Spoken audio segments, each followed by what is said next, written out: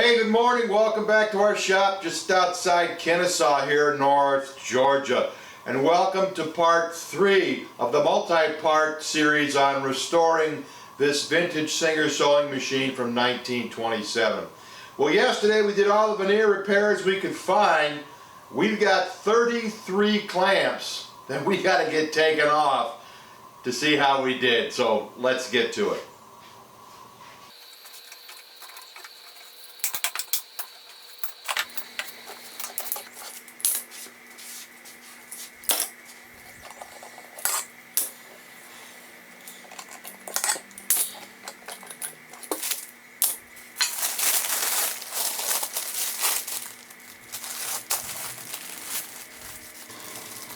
Alright, here's the drawer case that we repaired. Remember, we glued this. This entire joint had blown apart.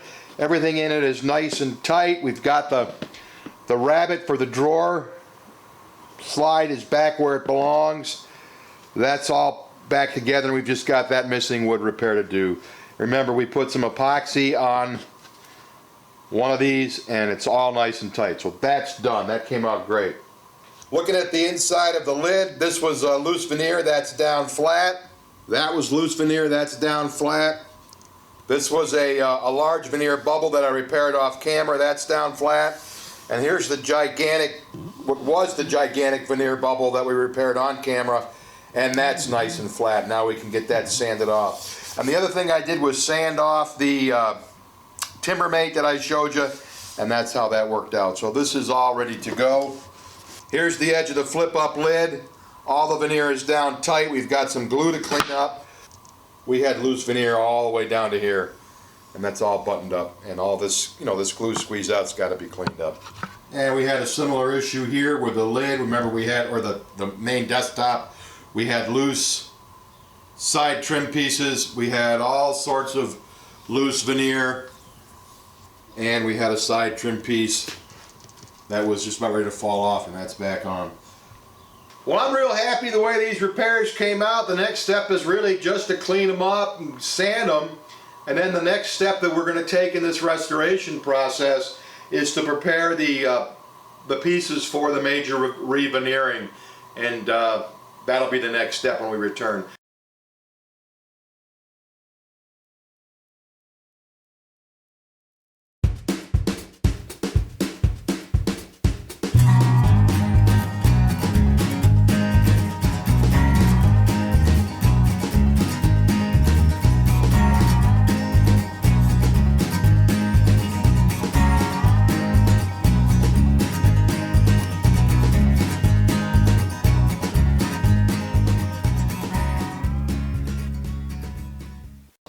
Okay, after removing the glue from all the pieces, this is what we've got. This is the underside of the lid.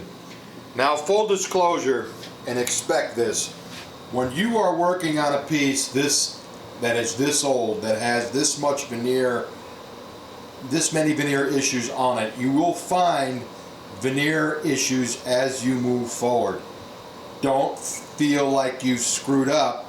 Just take the time to go back and address them, because the last thing you want is a veneer pop while you're in the finishing stage. This is the corner of the inside lid where we fixed that bubble. We did a great job on the bubble, but the corner had a little bit of a veneer lift to it, so we redid that.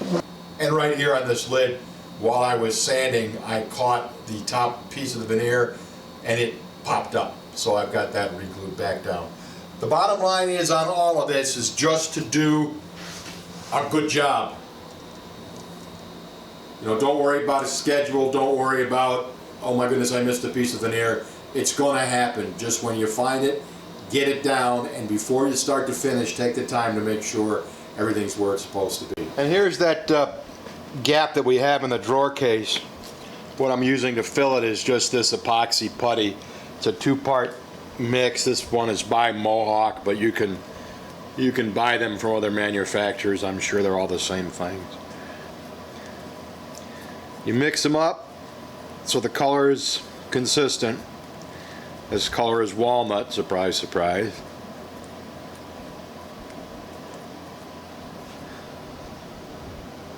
I will tell you that this this putty by Mohawk is the real deal, and it has never disappointed me. It dries incredibly hard, and it's a very, very high quality product in my opinion.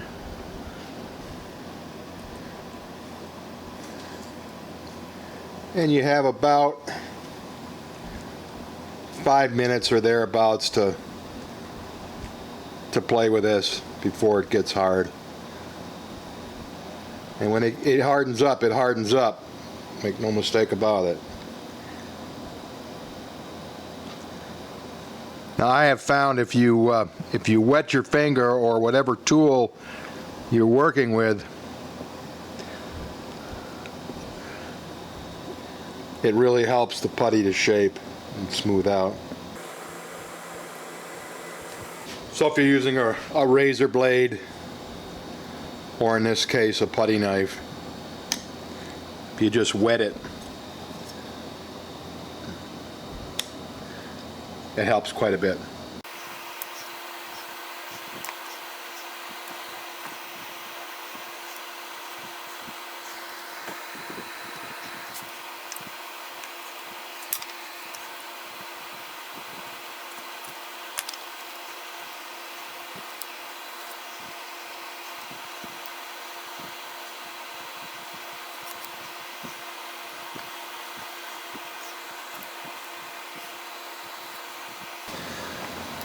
And this is the portion that's going to show, even though it's going to be at the back, so we want to make sure we get this one really well.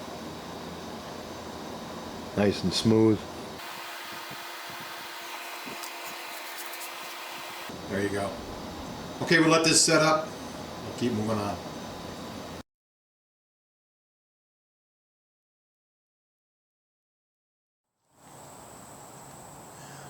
Okay, random orbit sander, 120 grit paper, breathing protection. Here we go.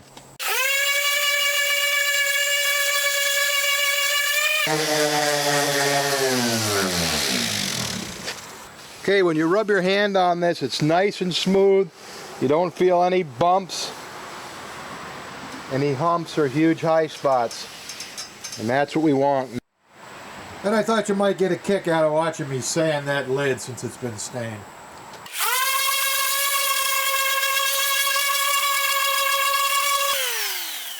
And you can see the places where the color remains. Those are low spots and scratches. So we're going to sand this as smooth as we can, but this is the kind of stuff we're going to have to fill in with that epoxy. Basically it's a Bondo, and then sand it down again, because any place where this is dark, you're not going to have your veneer adhering whatsoever. So I've got a lot of sanding to do on this, and then we'll come back and fill cracks. There, I think that looks a whole lot better, a whole lot smoother. I'd be lying to you if I didn't tell you I used a belt sander for a little while. Those grooves were very deep. Apparently, whoever took off the veneer probably used a chisel and a scraper and really gouged that. But I think we're in pretty good shape. We'll be able to fill the cracks and a couple of the little dents with our epoxy and be able to move on. So let's go inside and start applying the epoxy. This is what I'm going to use as a filler for this project. It's basically Bondo. This is their wood filler. My understanding is it's really no different than their body putty other than the color. I use them both. I just happen to grab this one first, so we'll use it. It's a two-part system. It comes with a tube of hardener, and you mix it together, and they say it's a golf ball size bunch of filler to a pea size bunch of hardener. A golf ball to a pea is the classical mix. And then mix it up. Make sure you get it mixed real good, because the body putty or the putty's not going to harden unless it's got the hardener mixed in with it. And there's nothing worse than putting this stuff down and then it don't harden.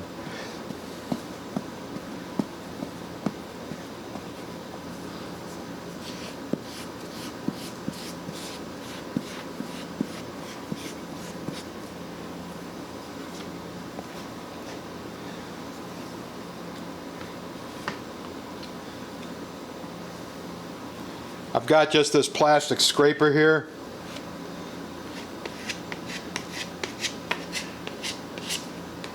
And I'm just filling the cracks.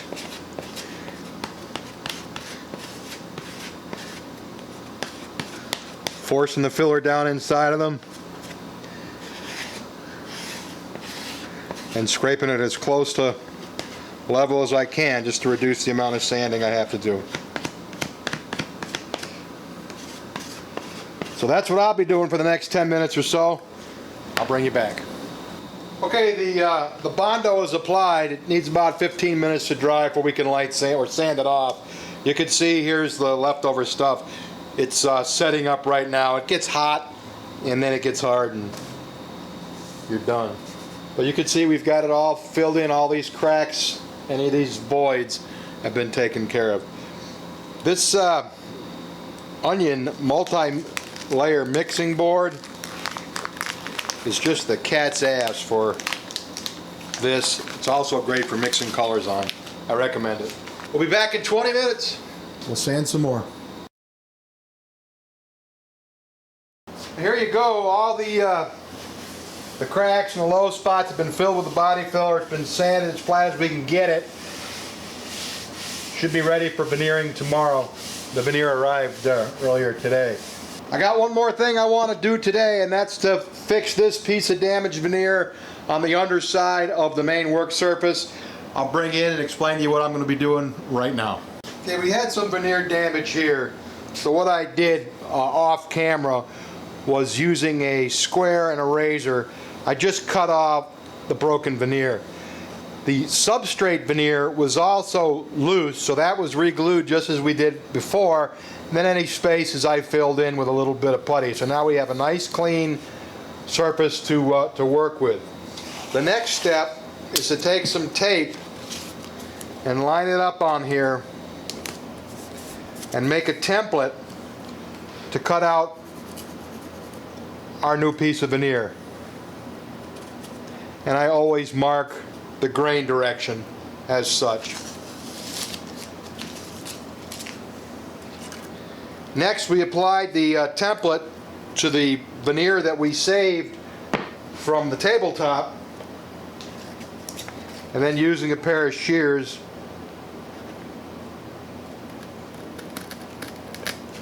and this is thick veneer, so these shears are really working.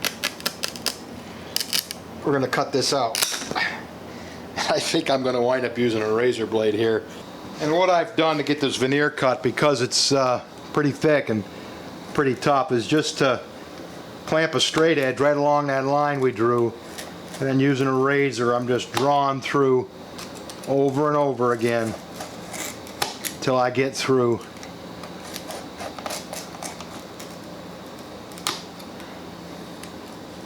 Which I believe we're pretty close right now. And now we're going to take our piece of veneer, stick it right in here where it fits, just the way it's supposed to. The one issue we do have is the veneer is thicker than it needs to be. The reason being is we left this first level of underlayment here, which is still on this veneer. But what we'll do is after we get this glued down and leave it overnight, we'll come back tomorrow and sand that flush, and that repair will be complete. So I'm going to lay some glue on here, clamp this up, and call it a night. It's been a good day. Appreciate you sticking with us. Tomorrow, if all goes well, we'll re-veneer these pieces. But anyways, from our shop just outside Kennesaw here in North Georgia. Best regards, thanks for watching, take good care, and remember, it's just wood. Color, some shiny stuff, and in the case of these old Singer sewing machines, one heck of a lot of work. We'll see you tomorrow. Thanks for watching. Bye.